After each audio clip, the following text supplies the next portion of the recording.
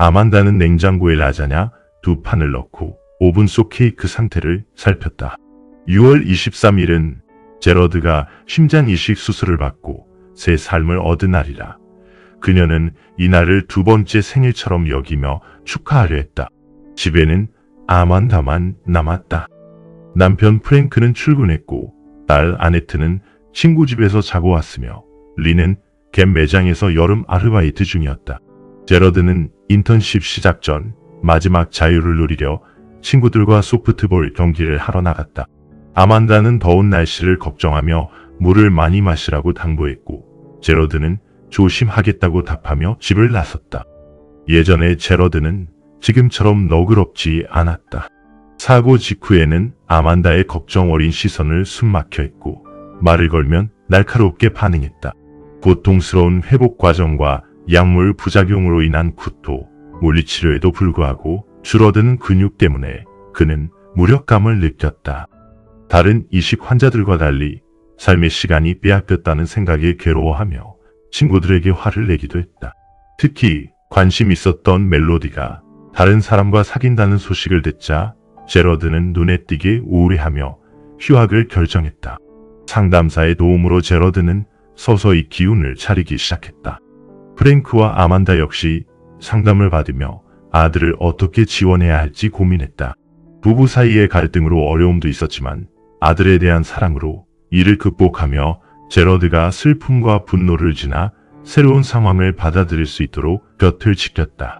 제러드는 지난 여름 지역 커뮤니티 칼리지에서 경제학 수업을 들었고 곧 가을부터 데이비슨 대학으로 복학하겠다고 알려 부모님을 기쁘게 했다.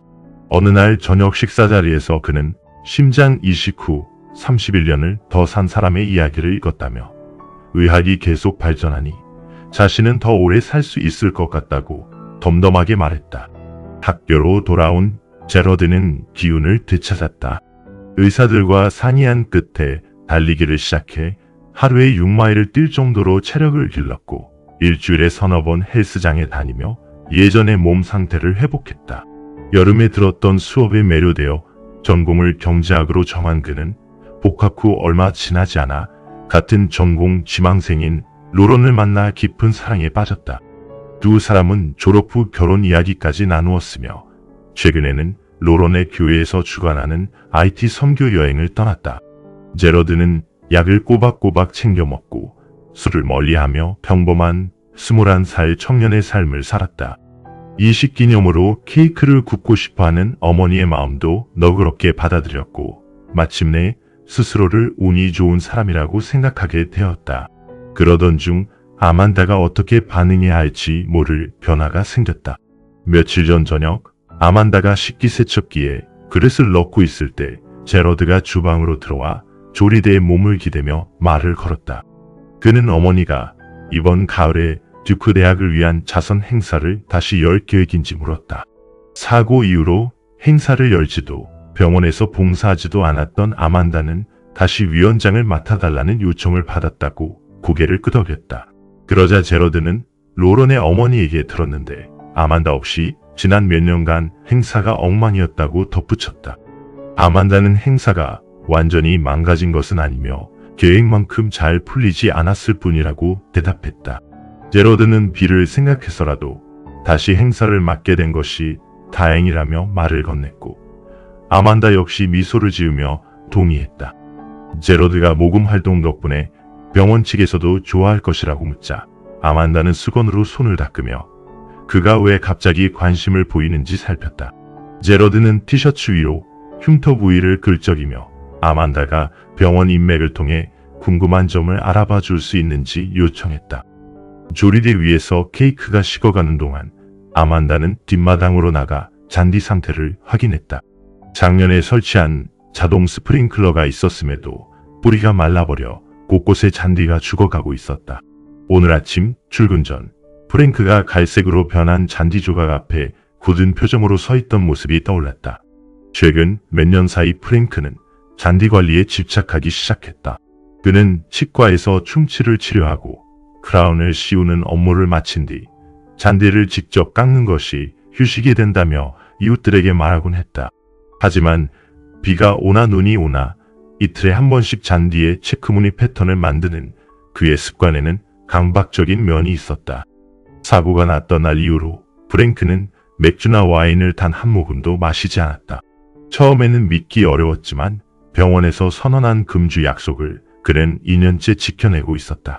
덕분에 두 사람의 관계는 예전보다 나아졌고 더 이상 그가 예전 모습으로 돌아갈까봐 불안해하지 않아도 되었다. 물론 완벽한 관계는 아니었다. 사고 직후 몇 주 동안은 매일 밤같이 말다툼이 벌어졌고 서로를 향한 분노와 죄책감 섞인 날카로운 말들이 오갔다. 프랭크는 몇 달 동안 손님방에서 잠을 잤으며 아침에 마주쳐도 서로 눈길을 피하기 일쑤였다. 그럼에도 아만다는 이혼 서류를 접수하는 마지막 단계까지는 가지 못했다.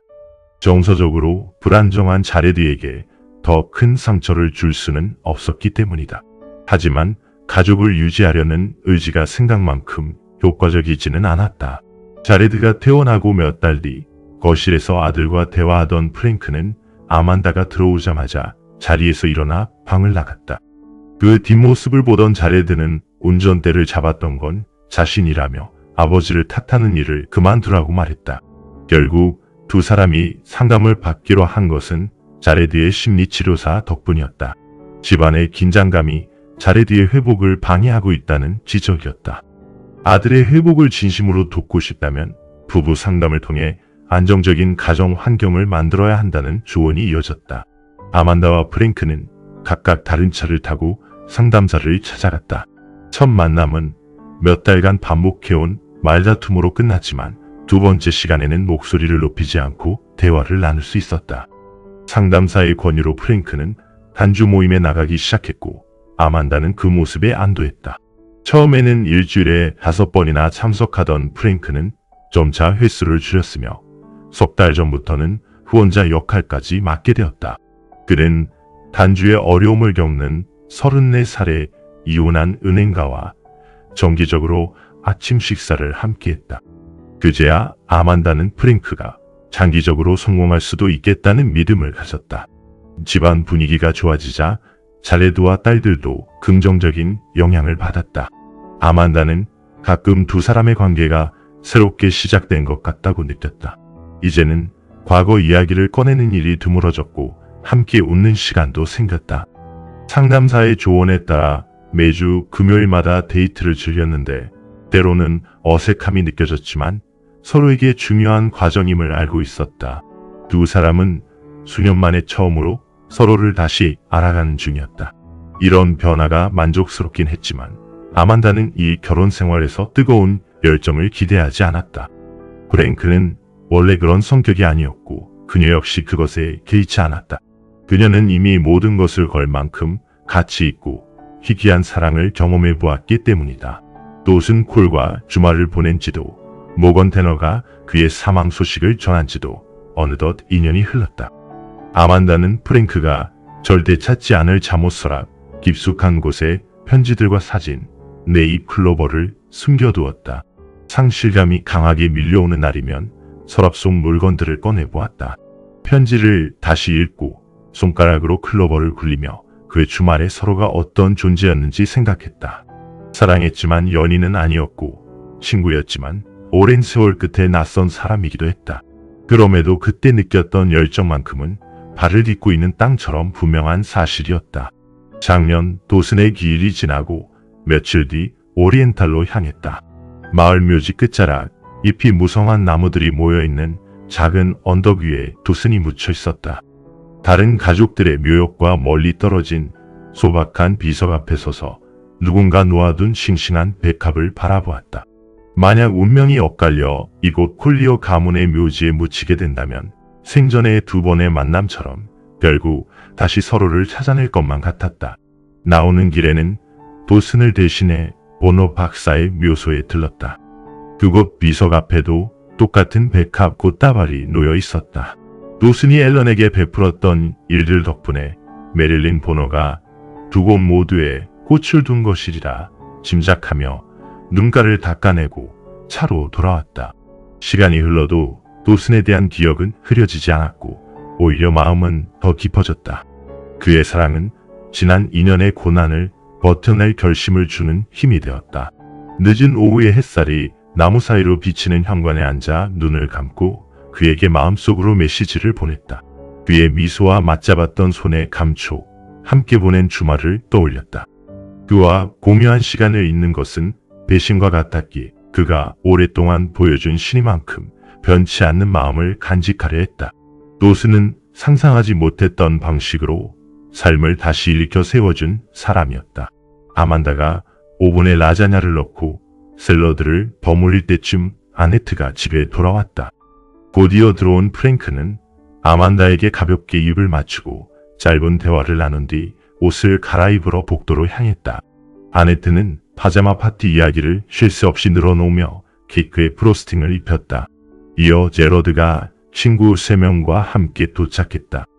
물 한 잔을 마신 제러드가 샤워하러 간 사이 친구들은 거실 소파에 자리를 잡고 비디오 게임을 시작했다.